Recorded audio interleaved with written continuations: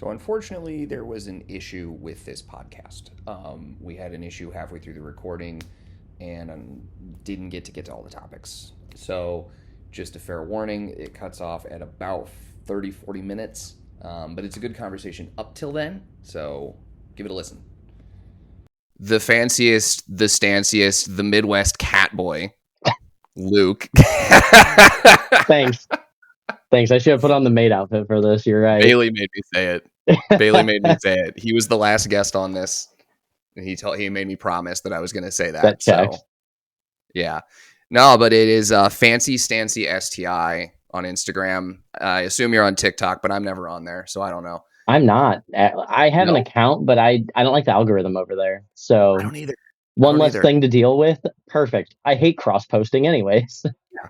No, for real. Like, I also don't. I don't know if it's my demographic, right? But like, I just crossed over like 7 right on Instagram. Been doing this for like 6 months now. Like, seriously posting. I have like 700 on TikTok. Like, I don't know, the engineering stuff, it like just doesn't click on there. It doesn't click. Like, I post funny memes, whatever. Sure, that's fine. That's why Jordan does great. Yep. But no, actually, I think what it is that Instagram has a higher concentration of foreign users. It does. I get a ton of like Polish and like Indian and like East Asian people that follow me. Yep. Well, and the insights are just all across the board. Like, if you actually look into them, like, you see so many areas that you're like, oh yeah, I forgot that was a country. It's like, I'm getting viewership from there. Yay. But no, the TikTok thing, like, yeah. I posted one video that did really good on there. It hit like 400 or 500K, and it never, like, none of my other videos did great. And then somebody posted just like the most potato camera like video of my car rolling. Yeah. And they got 1.7 million on that, I think, and didn't credit me. I'm like, yep, I'm done with this app. I'm like, I'm gonna focus on the Meta platform. That's rude. Yeah, I will do not YouTube for me. eventually. You and me both. It's YouTube's a whole thing though, because like you have to have an actual like posting schedule for that. Not a posting schedule, like you could be known as like the Michael Reeves of, oh my god, he dropped a video. But like, it just, the consistency there, it's rewarded by posting, kind of like Instagram. And it's not that I'm not consistent, just something's not going on all the time. Like, there's weeks that I don't shoot content at all. That's been the reason why I think I've been successful, is I can do 3 a week. Yep. I do Tuesday, Wednesday, Thursday. That's the magic number, by the way. Yeah. It just, like, for some reason it works out. I've tried to go to 4, and you know what the problem is I shoot Mondays. I shoot and edit everything on Monday. And then Friday, nobody fucking watches anything because everybody's out having fun. Yep. And so, like, Friday, Saturday, Sunday, like, can be kind of iffy. And so I'm like, all right, fine. Tuesday, Wednesday, Thursday. That's it. That works for me. But it's because I do everything on a whiteboard. I'm in front of a whiteboard. I'm just talking about physical. I can do this from home. It doesn't matter. I don't have to have something happening, you know? Right. Yeah. When I go to the shop, it's like, sometimes it's like, okay, cool, I have an idea, let's shoot content, or I'll just take B-roll, whatever. But some days I get up there, it's after work, I've been working all day, I get to my shop, I have to still work there, but also, like, set up cameras? No, I'm just gonna work. Like, and like, maybe something will happen, I'm just like, I should have set up a camera, but I don't know. I have so many different ways of filming now with the entire arsenal of media equipment that I have, that, like, I have no excuse. Like, Meta glasses are one of them that, like, it's so easy. That is literally no excuse. Yeah, that's like, that is actually down to the no excuse level. Well, between that and like the DJI Pocket Osmo 3, like, that's super easy. Put it on a stand, lock it in, it'll follow you around. Yeah, I love it. Dude, I want one. Love it to death. Next time I see you, please use mine. Like, anyone that's used it, they're like, oh my god, this is the greatest thing ever. Yep. Which it is. Their app and how getting the video over, how long it takes, kind of sucks. Because like, there's times where like the Meta glasses, they'll just automatically, whenever it's like, oh, we've got a connection, I'm going to port some videos over. I'm like, awesome, it works in the background. Nice. For the DJI stuff, because I'm intentional. Well, and I'm filming longer stuff on it, so it's like, okay, do I have a Bigger moment where I can files. set my phone and this down for an hour or more for it to actually port all this stuff over? And like, yeah, I can pull the SD card and do it that way, but I feel like the bitrate on it's terrible whenever I do that. So I should be the record opposite. everything. I record everything on an FX30. Okay. Like a Sony FX30, and I pull the SD card out and plug that shit right into my computer and edit off of that. Like at this point, I don't even pull the files to my computer. Like I just, which I should, because I also constantly have to go through and delete old clips, which means all of my source clips are gone. So like if I ever get to a point, like, I'm screwed. I guess this would be downloading off Instagram and taking that bit rate, but right. So. But anyway, rather than talking about creator struggles, right. Actually, I kind of wanted to start off talking about the drift program, but as I was thinking about it, right, so I've had so far you, Bailey, and Josiah Fillets, which is kind of an insane three group, right? That's like having like steak spaghettios and what are those animal snack crackers that came back? I can't think of the name of it. I'll figure that out later animal on. Crackers, right? Maybe just animal crackers. Bailey's SpaghettiOs, though, in that in that analogy. Is that pizza? I mean, come on. Yeah. Well, okay. The SpaghettiOs are kind of pizza. That's like poverty pizza. I guess they are in a way. That and a slice of bread, that's pizza. That's fair. That's the it's the worst pizza, but it's pizza. That's true. But yeah, no, it was anyway, we've talked we like in each kind of one, and I don't know, maybe this is just what I'm interested in, is like we talked, like when I talked to Josiah, it was about like, all right, dude, I want to know more about your business. Like how did you get here? Like how are you running the business? Things like that. And that's been one of the fun parts about knowing him, is like kind of talking the business shit. Right. And then same with Bailey. Like I wanted to know, like he wanted to talk about 3D printing, but that took like 10 minutes out of the hour. Right. And so then the rest of it was like, all right, running your business, things like that. And I feel like this is just kind of naturally going in a direction of being curious about people, how they're actually running their business. Because for me, I'm white collar. I have worked a salaried job since I got out of college, and now I'm in my 30s, and I was like, hey, maybe I can flirt with this, like, do my own thing. Right. And so for me, I find it fascinating to talk to people who are doing it, and kind of doing it at different levels. So my thing I'd like to get into is like, okay, fine, ignore the drift stuff, ignore the social media side. You have businesses that you're running. Right. Like, how did you get into that, and what are you doing? Because I don't think you don't talk about that usually. No, I really don't. And like, if you like, even people that have been coming to my shop for years and hanging out, like I get people and just general people, they're like, what do you do?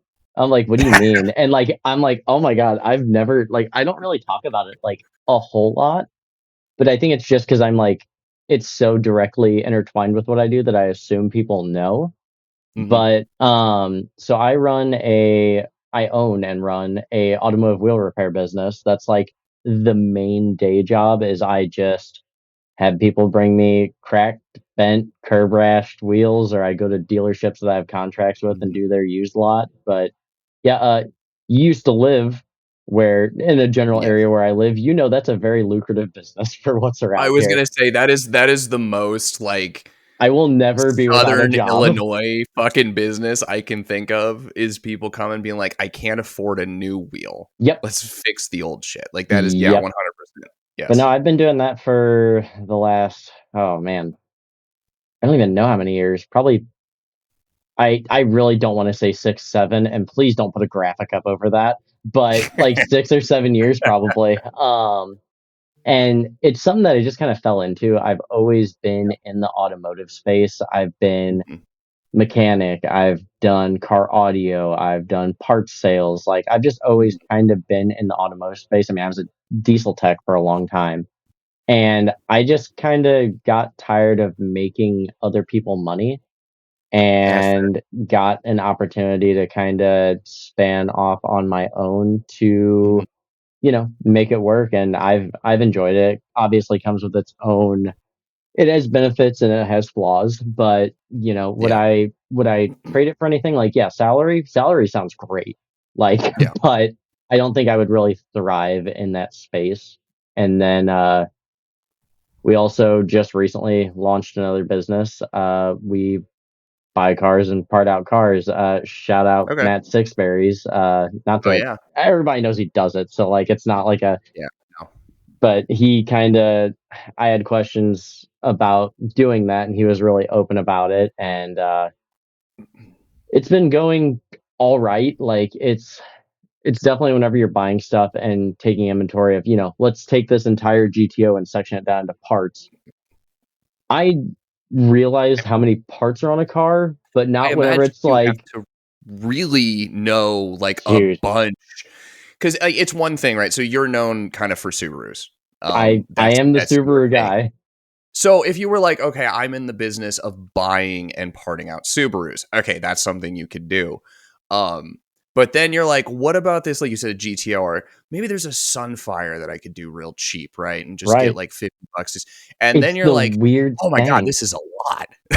Well, and it's also like, so thankfully my wife is, I won't get into too much of what she does, but like she's really good at the data side of things. So like Mhm. as we're going through this, like we're going to see what sells, what is the right branding to do for our location with it. So like Yeah. there's definitely a good backbone to the business, but Mhm. yeah, I mean, I've bought a lot of Subarus, a lot of LSGM platform stuff, and I Mhm. recently bought a Volkswagen. I don't know the first thing about a Volkswagen. I see Volkswagens and Audis and I go, no, just because it's the same way that I feel about BMWs. Like You it's not that I dislike them.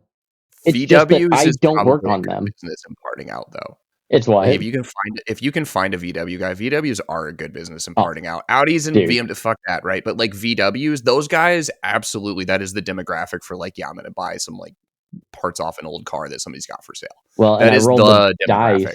I rolled the dice on that, and our first Volkswagen's an '03 GTI 6-speed VR6. Like it's a Oh, golf hatch, so it's so the yeah, parts are Mark worth money. So, and right? I'm in Or it not a whole lot. '03 would be Mark IV Yep, or Mark Mark IV. III. Mark IV. I was like, yeah, to say, I thought Mark III ended in like, yeah, I don't remember. I'm I don't not. know Volkswagens I'm that much, but I know Volkswagens pretty well. I'm not but I'm not a Volkswagen guy. Like right.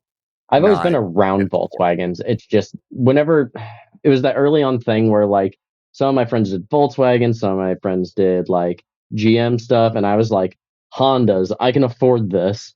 I was gonna say it's everybody was either like GM is either like Mustangs or Camaros and Corvettes, Yep, or you were into old VWs or you're into Hondas. Like from our era, that's it. yep. Like those are the things. There wasn't Nobody was you into didn't Subarus back then.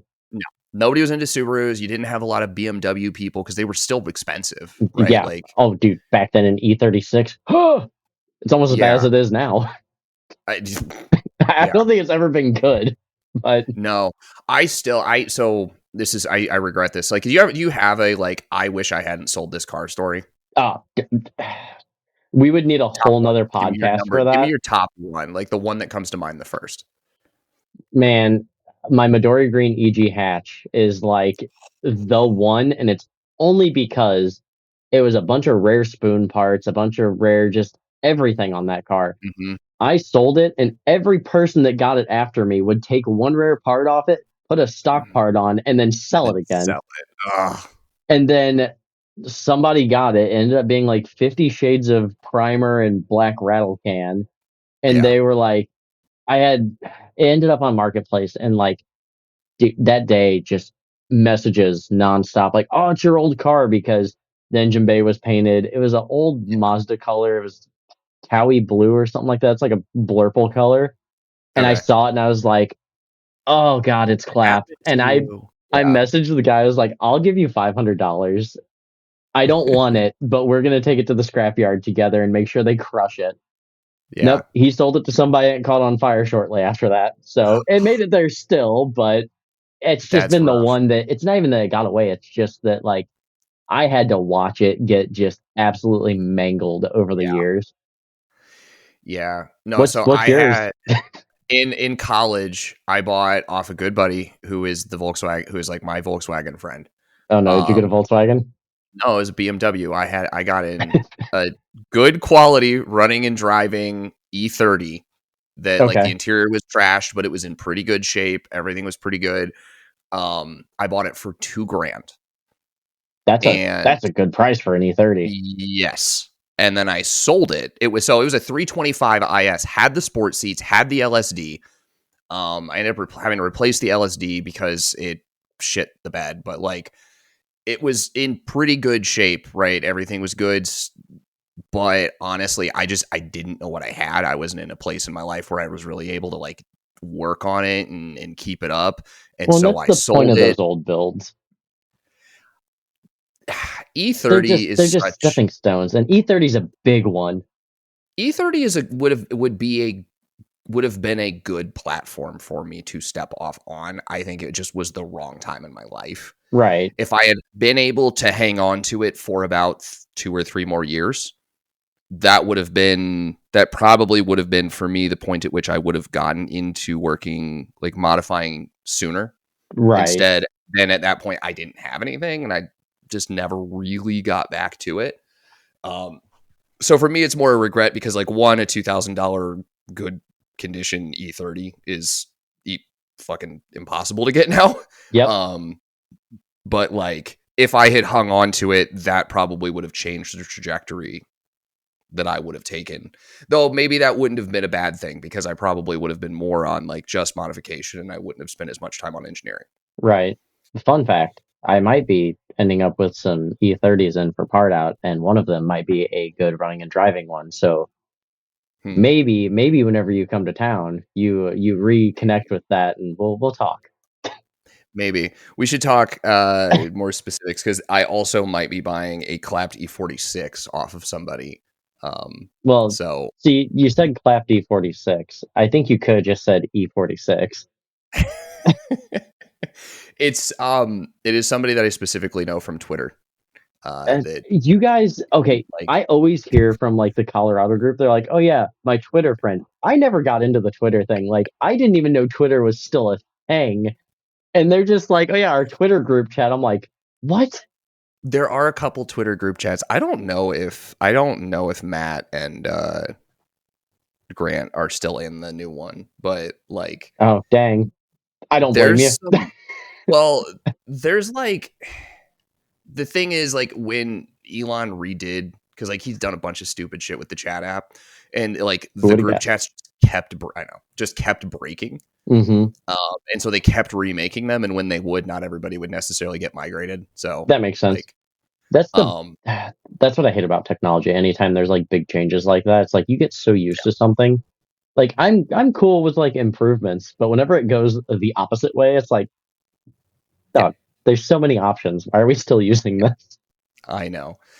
But yeah, he's just somebody I know, and he kind of specializes in clapped bullshit. So like it's an E46, it runs and drives, it's got a manual. He wants $2,000 for it, and it's already got like it's got some like bullshit angle kit and like some solid bushings on it. So it's like it's absolutely like a shitty missile.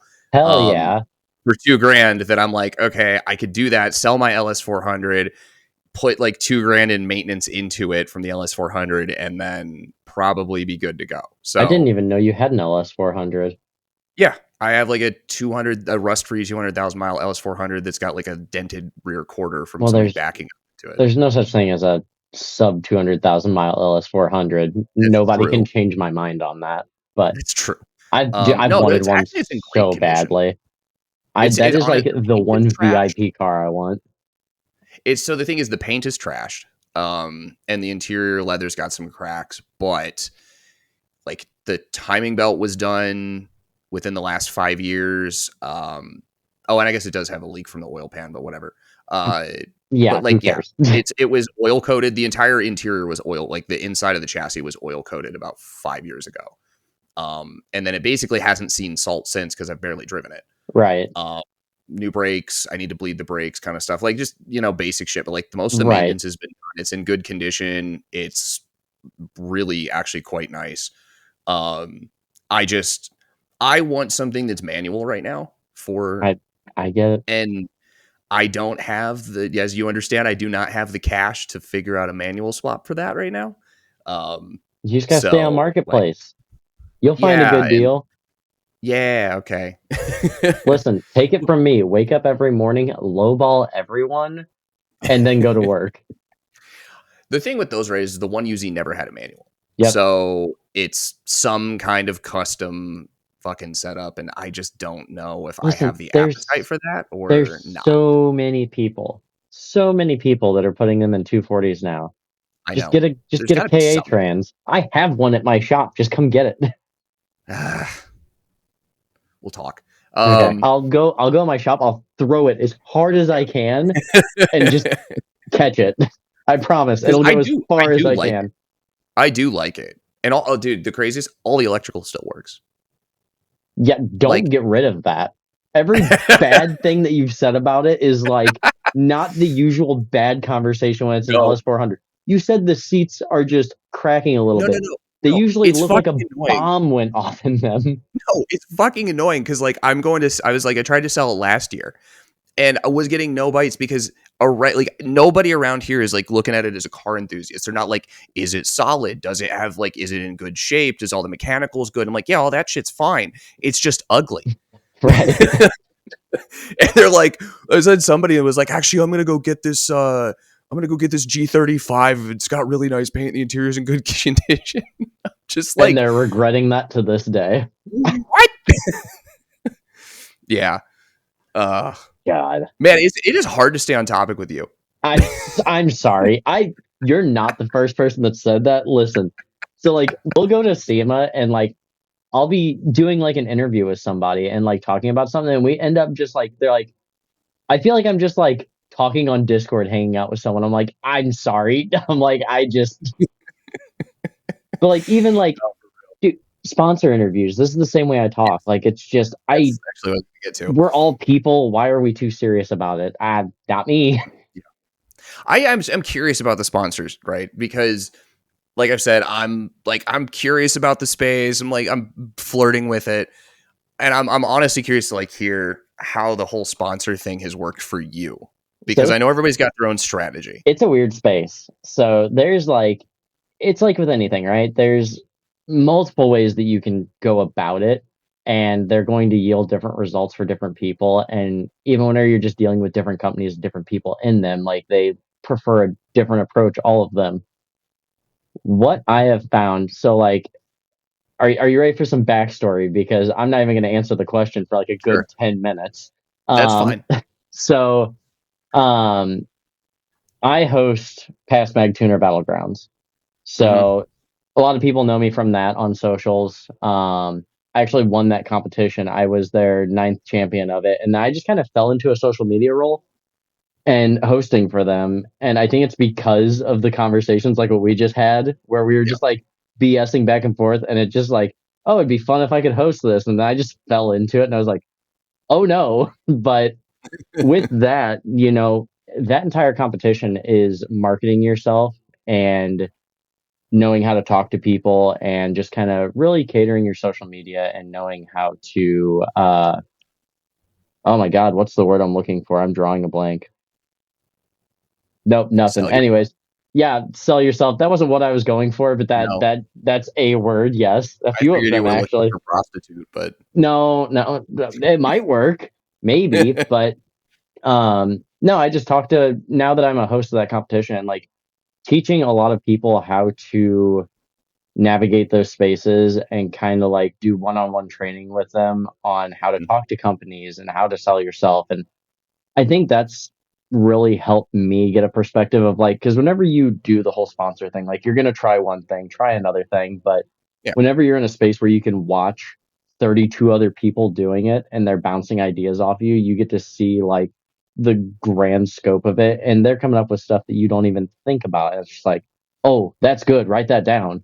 But I think that my general approach to it is I'm just myself. I get on camera. I talk. Like, you are sponsoring a car, but it's not necessarily a car that you're sponsoring. You're sponsoring a person that's going to these events. Like, 90% of this industry is being there, showing up. Like being in person is, would you rather be an email in an inbox, or would you rather, go shake hands, talk to them, you've met me in person. I'm insufferable. But no, I don't take things too seriously. And I think that's where you have that like Midwest self-deprecating humor. I I, recognize that. yep. That must be a St. Louis thing. It's 100% a Midwest and St. Louis thing. But no, I mean, I like all the sponsors that I have. I know for like some of the smaller companies, I know everyone at the company. Like I am having weekly phone calls with them, and not to like talk about the sponsorship. It's, hey, what are you doing? What are you working on? Like, hey, I had this social media idea for me. It's not going to work, but I think it'll actually work for you. This is how I structured it, whatever. And they'll even hit me back with that. And I think it's just those building blocks of everybody sees a sponsorship as, what can this company do for me? But like, that's not, and unless you are in like such a huge space of like god tier YouTube following or anything like that, that's a wrong mindset for it. Like it's, what can you do for that company and what value do you bring to the table? And I think I understood that early on because I did sponsor people with my business. So I got to see both sides of it. Obviously, it wasn't on like a grand scale like some of the sponsors. No, but like you understand, like you've seen from the business side of the equation, like I need to get value out of this. If I'm giving you shit, you need to be giving me shit. Right. So yeah, it's not like it's not like the 500 follower, like I'll put your coilovers on my car and like 2,000 people see it, kind of thing. Which like some of those, like it is, you can almost tell from how somebody's putting in the work and everything. That could be a good deal for a company. It's a lot of the back end stuff that like your posting schedule, the stuff you have posted. Companies are even going to look into if you're problematic, because sometimes they'll roll the dice on that smaller creator, because getting in early is a very important thing whenever it's like with motorsports, because once you're scooped up by a competing company, like you don't, it's a lot harder to get that person. But no, I mean, my whole sponsor program has been a weird one. I just kind of fly by the seat of my pants and it works. But there's a little strategy to it. This could be cool, and like we'll do that. And if it doesn't work, then we'll just do something else. Like, well, and I'm a pretty easygoing person, so it's like having those check-in phone calls, and like I hate emailing. Like I am a very new era. Emails are not for me, but I've never had a desk job or anything, so I feel like that's a unique effect of that. But no, I mean, it's every year you have to, people get a sponsor and they're just like, I got it. It's like, okay, now what? Like you have to follow up and keep building that relationship and building your value with the company, and also building that company's value. And I feel like that's something that a lot of people don't realize. Like, and if you look at any of the big motorsports people, like they are doing stuff for them. They're doing advertisements. They're doing little meet and greets. They're doing whatever. And that is that continued thing. Like that might not be talked about in the first year. It might be something that is continued in the second year. And it's whenever whenever you're closer to the people at that company, those conversations are a lot easier, because like I've had companies in the past that have been like, hey, we really wish you would do this. And it's like, I feel like I'm in the principal's office and I'm in trouble. Like, but no, I mean, the sponsor thing, like I said, it's a weird space, but being able to help other people, get into that space and understand it, and also learning from them, has helped me understand it more and be able to use it to my advantage. But no, I mean, anyone can do it. It's whatever effort you put in, you get out. Yeah. No, and it's interesting. I think it's particularly interesting you mentioned like the continued relationship, the continued building. Yep.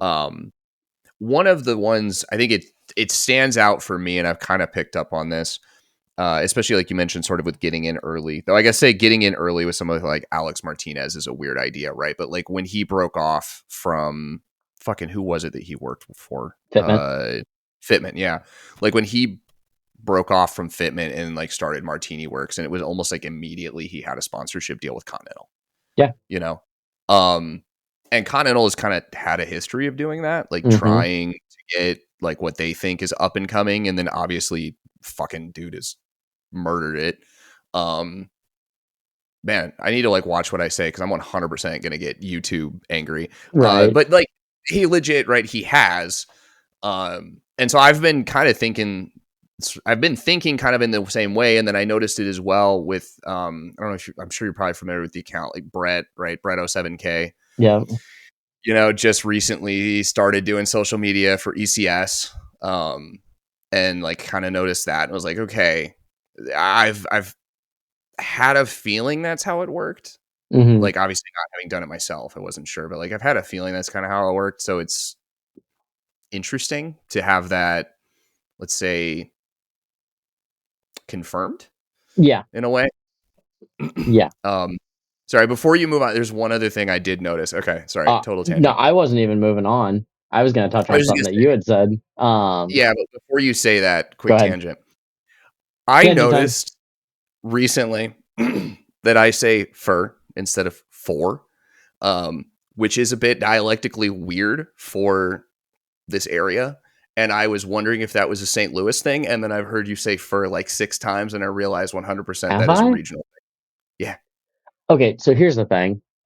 I talk to like a lot of people from Australia, a lot of people even in this area, and they tell me I have an accent. I'm like, no, there is a St. Louis accent. So. I can't hear it, but people have told me that. Apparently it's like certain ways that I say things. I guess there is. I haven't noticed it from you, but probably just because I wasn't even aware that was a thing. No, 100%. Because I've got a weird one, right? So I grew up, my dad's in the Army. So I've been all over. I've lived all over, but like that area, Alton area was still always my go-to. Right. And I've picked up little like ticks from different regions. But when there's ones like, especially because like my wife's from Michigan and I spent so much time up there, when there's ones where I completely disagree with her, I'm like, it's gotta be from being down in the St. Louis area. And I think that's one of them. Blame it on St. Louis. It's the easy out. It's the easy out. If you tell anyone that, they're going to agree with you. Oh no, 100%. It's easy to blame St. Louis. Oh, 100%. You had mentioned the whole like you had kind of mentioned the Alex Martinez thing and like Continental and whatnot. So I think one of those I wanted to spin back on that and kind of elaborate on the companies taking a chance early on somebody. Yeah. I feel like people miss on that opportunity. So let's say, I've got a few sponsors that they are, whenever you think sponsorship, partnership, whatever, behind the scenes, you think it's, 100% they're getting parts for free. That is not always the case. There are companies that I have been with that we started out at 15%. And it's something that I always structure it as like, hey, let's talk in 6 months. Let's talk in a year, see what value you're getting out of it, see what value I'm getting out of it. And I want this to be something that we build.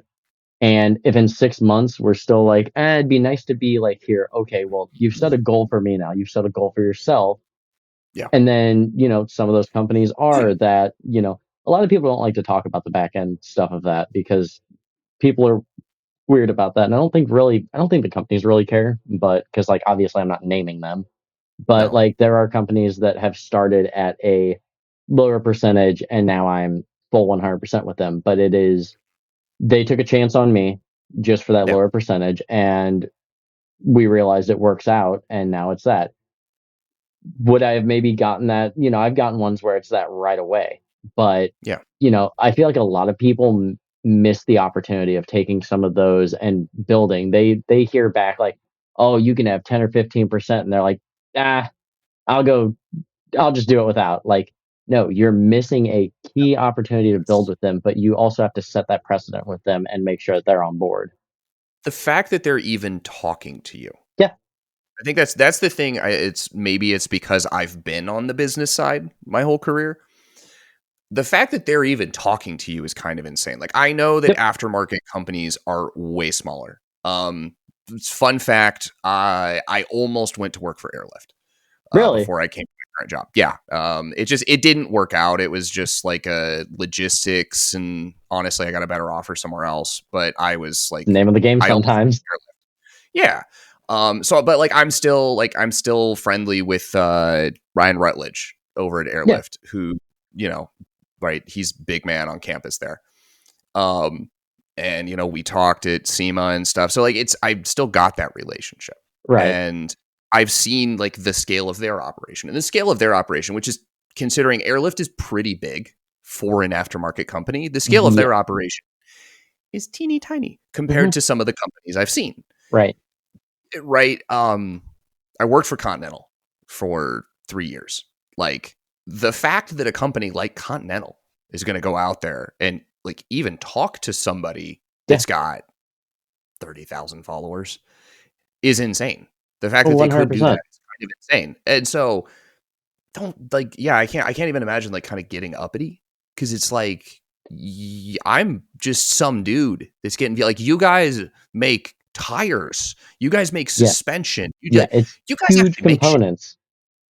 Like real business. And not just some dude. I feel like the problem is we get people that they don't look at the scale and the scope of it, and they just really, like, it's good to have self-value, but you have to have a realistic self-value of, like, if this company is talking to you, like, you have to look at the back end of that and what that means. And I feel like people see a number and that's all they care about. And like, you got to really look into why that number is even there. And I feel like that's the missed part of the industry everywhere. I think social media has really ruined everything. I agree. I was going to say, I feel like I can do what I do.